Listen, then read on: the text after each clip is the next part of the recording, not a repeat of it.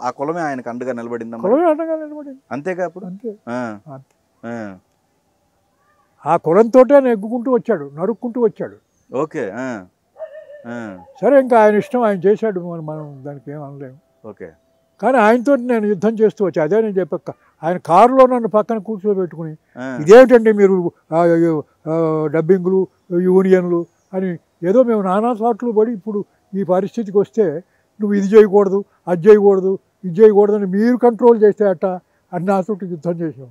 ఆ, ఆ, ఉన్నప్పుడు యూనియన్ ఉన్నప్పుడు అది చేయాల్సిన పని అది చేస్తుంది సార్, ఆ, మీకు ఇష్టం ఉన్నా లేకపోయినా ఉమ్, అదే అని కామెడీలోకి మార్చేసేవాడు. ఆ, అలాగే ఆయన కారులో చాలా యుద్ధం నేను ఆహా, చేశాను. ఆ, ఆయన నుంచి రాజకీయ చైతన్యం జారిపోవడం అనేది ఇష్టం లేని వాళ్ళలో నేను మొదటివాడిని.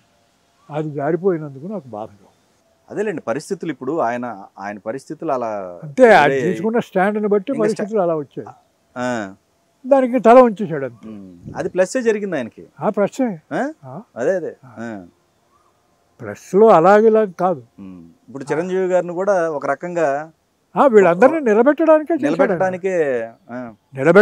చేశాడు చిరంజీవి గారిని. చేదంటే నేను చిరంజీవి గారు ఐ లవ్ యూలో నాకు నేను ఆడపిల్లల తండ్రి అయితే ఆయన కథానాయకుడు. అది చేసి అక్కడి నుంచి ఆయన ఇప్పుడు ఈ మొత్తం ఎదుగుదలంతా జరిగింది. అప్పటి నుంచి నేను చూస్తూనే ఉన్నాను. అంచేత ఆయన కావాలనుకున్నాడు, అది చేశాడు. ఓకే.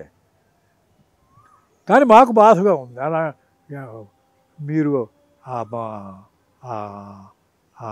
చివరి రోజుల్లో రామలింగయ్య గారి పొలిటికల్ క్యారెక్టర్స్ కనుక మీరు చూస్తే ఎంతటి వాడు ఎలా ఈ పరిస్థితికి వచ్చాడని మీకే చూసిన వాడికే బాధ కలుగుతుంది. రాజకీయ పరంగా చూసుకోవాలనుకుంటే వ్యతిరేకం ఏ పార్టీ సార్ ఆయన? ఆయనకి రాజకీయ పరంగా చూసుకుంటే ఏ పార్టీ అని కాదండి. ఇప్పుడు ఉన్నటువంటి పరిస్థితిలో రాజకీయ చైతన్యం కన్నా కుల చైతన్యాన్ని మనం ఆశ్రయిస్తేనే చాలా అడ్డంగా నరుక్కుని మన పనులు మనం చేసుకోగలం అనుకున్నాడు. ఆయన మారిపోయాడు అంతే. Okay okay. నేను ఇంకంతకన్నా ఇంకోటి ఏమి కారణం కనిపించట్లేదు. ఇప్పుడు ఆల్రెడీ ఎవరైతే ఉన్నారో వాళ్ళందరినీ ఒక చోటకి సమీకరించుకున్నారు. ఇది మొత్తం ఇది ఇప్పుడు ఆయన చేసినటువంటి పరిస్థితి అంతా కూడా ఇప్పుడు ఆయన్ని ఏదైతే ఆకాశం మీద కూర్చోబెడుతుందో దానికి ఉన్నటువంటి దాని కింద ఉన్నటువంటి పరిస్థితి ఇదే. ఓహో ఓకే. నేనంటూ ఆయన కావాలని తీసుకున్న నిర్ణయం ఎవరు ఏం చేయలేరు. Okay okay. కానీ మరి అదే రాజారావు గారు ఆ పని చేయలేదుగా. రాజారావు గారు మరి రైట్ అదేలే. అదే రామచంద్రారెడ్డి ఆ పని చేయలేదుగా. ఓకే. రామచంద్రారెడ్డి అంటే రాజారావు గారికి రైట్ హ్యాండ్. ఆయన చేయలేదు. వాళ్ళు ఎవరూ చేయని పని ఈయన సాహసించి చేశాడు. చేయాలనుకున్నాడు కనుక చేశాడు. మరి అప్పుడు ఆ రెడ్డిస్ కానీ కమ్మ కానీ ఇట్లా కొంతమంది రాజులు కానీ బ్రాహ్మణ్స్ కానీ వీళ్ళందరికీ దూరం అవ్వాల్సి వచ్చేదా మరి ఆయన? అది మనసులో జరిగే పరిణామం, ఎవరు చెప్పగలరు? అది వాళ్ళ మనసుల్లో జరిగేటువంటి పరిణామం, ఎవరు మనం చెప్పలేము. ఓకే. అదే ఆయన కావాలని అలా ఉండి ఒక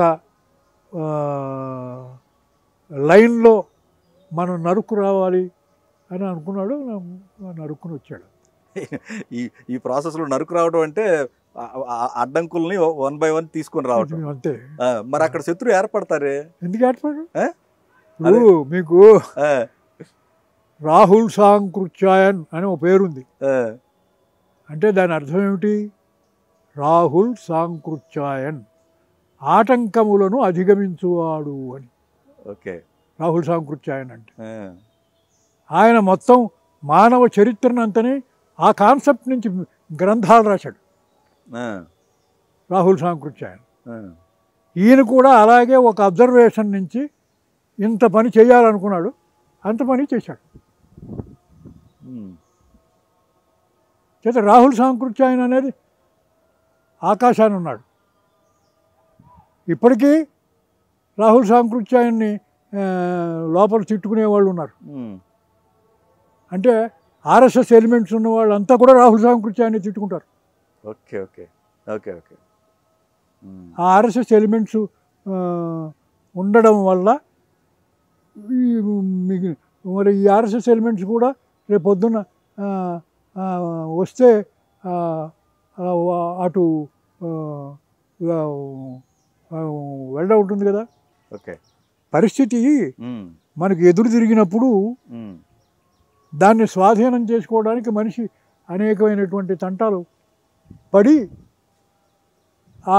వాటిని అన్నింటినీ అధిగమించి దాన్ని సాధిస్తాడు. ఇప్పుడు చిరంజీవి గారి ఎదుగుదలకి అప్పట్లో ఒక రకంగా ఆయన తీసుకున్న స్టాండు చిరంజీవి గారి ఎదుగుదల కోసం అనుకోవాలండి, అంతే కదా. అల్లు రామలింగ గారు తీసుకున్న స్టాండు ఆయన స్వలాభం కోసం కాదు, ఆయన స్వలాభం అని కాదు, చిరంజీవి గారి కోసం అని కూడా కాదు.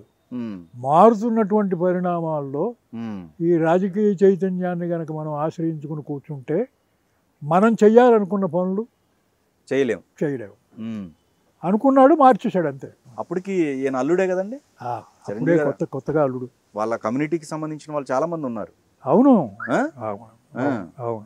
ఇప్పుడు నేను అంటున్నది అదే కమ్యూనిటీలో ఒకనాడు వెలిగిపోయిన ఆయన ఇవాళ దడదడలాడుతున్నాడు కదా. నిన్నటి దాకా సోల్ మోనార్క్గా నడిచిన ఆయన ఈవేళ తన పక్కకి తప్పుకుని తన వాళ్ళకి ఇచ్చేసి ఇదైపోట్ల. రామోజీరావు గారు ఈవేళ పరిస్థితి ఏంటి? Okay okay. ఎంతటి వాడికైనా తప్పదు, అది చెప్పడం కోసం ఈ పేరు చెప్తున్నాను. నాకు ఆయన మీద వ్యతిరేకత ఏం లేదు. Okay okay. అంతకన్నా పెద్దవాడు ఎవడు లేడు కదా ఈవేళ. మరి అటువంటి వాడు కూడా ఎదురొచ్చాడు. అప్పటికి నాగిరెడ్డి గారు ఏమిటి, బిఎన్ రెడ్డి గారు ఏమిటి, లేకపోతే ఇలాంటి చేసిన వాసన ఏమిటి, వీళ్ళందరూ ఇలా తారుమారై ఇదైన వాళ్ళే కదా వీళ్ళంతా. అవును, తప్పే. కుటుంబంలో మీరు అనేది కుటుంబంలో చిన్న చిన్న కుటుంబమే కాదు సార్, ఇండస్ట్రీలో కూడా ఎస్ఎస్ వాసన్ మరి నెగ్గుకు రాలా?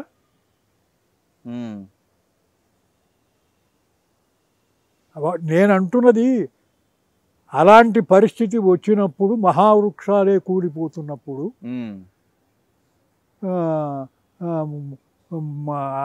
అదేంటి ఏమీ తెలియకుండా బండగా ఎదుర్కొనేవాళ్ళు ఇంకా అంత తెలివితేటలతో ఉన్నవాళ్ళే నిలబడలేనప్పుడు బండగా తిరిగిన వాళ్ళు కంటికి కనిపించకుండా పోతారు.